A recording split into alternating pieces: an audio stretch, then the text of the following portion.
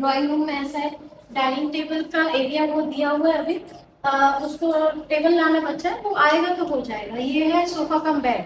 Client की requirement थी कि हमको हॉल में बेड चाहिए, बट इंटीरियर के पॉइंट ऑफ व्यू से बेड तो अच्छा नहीं लगता। तो ये रेडीमेड है नहीं, ये एक बनाया गया, यही कारपेंटर ने यही बनाया है, तो आप इसको पकड़िए, इसका ऐसे खींच। ये है सोफा कम बेड, यहाँ पे आराम से ये जो है इसको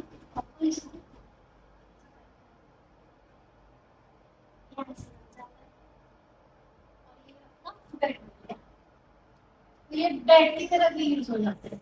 तो ये बहुत ही मतलब आसानी रहता है। कई इन लोग, अब ये हमारे पंजाबी सर का घर है, तो उनके यहाँ गेस्ट बहुत रहते हैं। तो जो रेडीमेड आता है और जो हम फर्नीचर वाले से कस्टमाइज कराते हैं, तो उसमें कॉस्ट क्या पड़ता है? कॉस्टिंग में फर्क पड़ता है।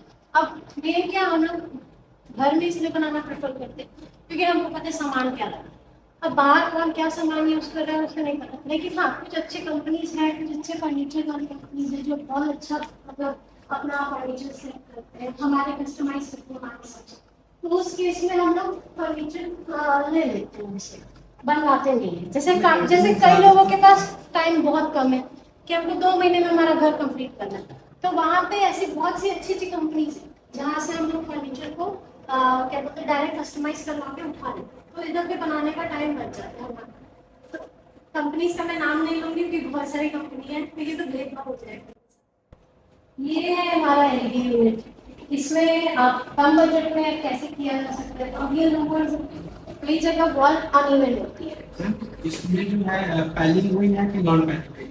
पैनलिंग के साथ नॉन पैनलिंग जो लूवर्स लगे डायरेक्ट वॉल पे लगे, और ये सप्लाई का पैनल। तो जैसे पैलिंग के ऊपर हम रिबन लगाते हैं, तो अगर हम डायरेक्ट वॉल पे लगाएंगे उसका जो लाइफ है उसमें क्या जैसे कुछ कोई इशू नहीं, आजकल इतने सारे एडहेसिव और केमिकल आ गए हैं, वो डायरेक्ट पता है कि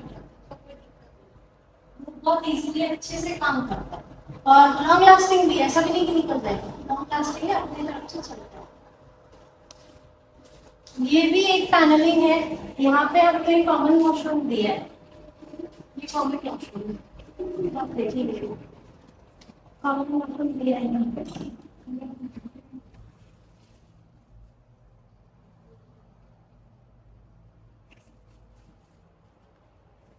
इसमें बहुत प्रॉब्लम आ रही थी, पहले ये वॉशरूम था ही नहीं यहाँ, क्लाइंट का डिमांड था कि हमको एक कॉमन वॉशरूम चाहिए। फिर हमने ऐसा मतलब इस स्ट्रक्चर को देखते हुए जब हमने ये रूम डिजाइन किया, ये रूम है इनकी मदर का, जब हमने ये रूम को डिजाइन करने का स्टार्ट किया तब हमने देखा यहाँ पे 2 पार्टीशन में बना हुआ है, एक ड्रेसिंग के लिए दिया था और एक वॉशरूम के लिए।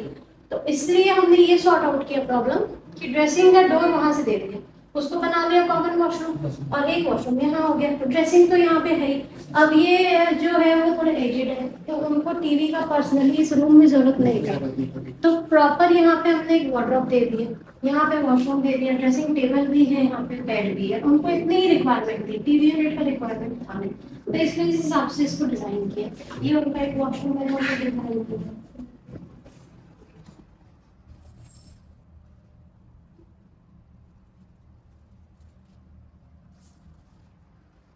ये ड्रेसिंग टेबल है, ये वार्डरोब है।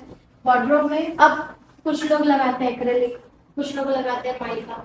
माइका बजट फ्रेंडली होता है, कम रेट में आ जाता है, अवेलेबल रहता है मार्केट में, तो हमने मोस्टली यहाँ माइका का यूज किया। और कुछ लोग लगाते हैं जैसे कोरियन का काम करना रहता है। तो माइका की बात करें तो टाइप्स ऑफ माइका आते हैं कि कोई सिमिलर है? नहीं, बहुत सारे, जैसे उनके थिकनेस पे भी रहते हैं, कुछ 0.72 mm, 1 mm, 1.5 mm, 2 mm पे भी रहता है, मोटा जितनी थिकनेस होती है उसकी। उसके अलावा माइका में ये रहता है कि पीवीसी माइका होता है, वो वाटर प्रूफ रहता है, उसको अपन कोई भी पानी वाले एरिया पे यूज कर सकते हैं। ये माइका है, फ्लूटेड माइका, इसमें देखिए आप फ्लूट्स दिख रहे हैं आपको, इसको टच करेंगे तो ये लूवर्स की जो जैसे लूवर्स रहते हैं उसी तरह फ्लूट्स इसमें बना के दिए आजकल ऐसे माइका। ये माइका, यही माइका हमने ये थोड़ा सा वास्तु भी लोग फॉलो करते हैं, तो ये जोन का कलर ग्रीन है, हमने इस एरिया में ग्रीन यूज किया है।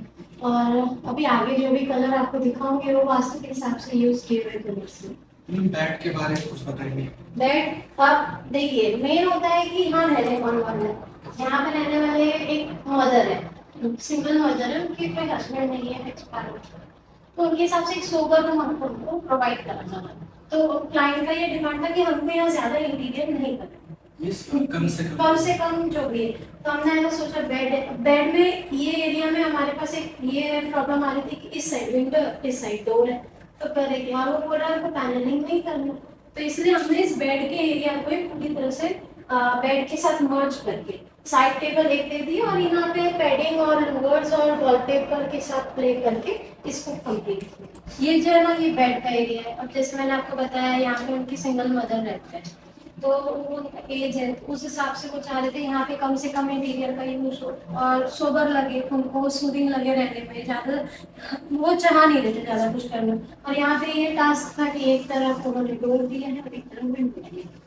तो अब इसको कैसे करें, तो इसलिए हमने इस बेड के पार्ट में, साइड टेबल के पार्ट में एक यूनिट बना के इसको पैनलिंग किया है।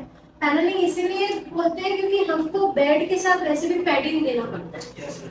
तो पैडिंग के लिए जो प्लाई यूज किया था उसी को हल्का एक्सटेंड करके उसको एक यूनिट बना दिया और उसके बीच में साथ में पैडिंग भी हो गया और बैक यूनिट भी बन गया। और उसके साथ हमने जैसे खर्चे वाला कुछ इसमें हमने वॉलपेपर यूज किया और कुछ एक साइड एलिमेंट उसको क्रिएट करने के लिए हल्का सा लोअर का एक पट्टी दे दिया ताकि ऐसा लगे एक हार्मनी मेंटेन हो रही है, उसको ब्रेक भी तो करना है क्योंकि बैलेंस करना है। तो इसलिए उसको बैलेंस करने के लिए एक डिजाइन एक्स्ट्रा दे दिया ताकि ये थोड़ा सा सोबर भी लगे और अट्रैक्टिव।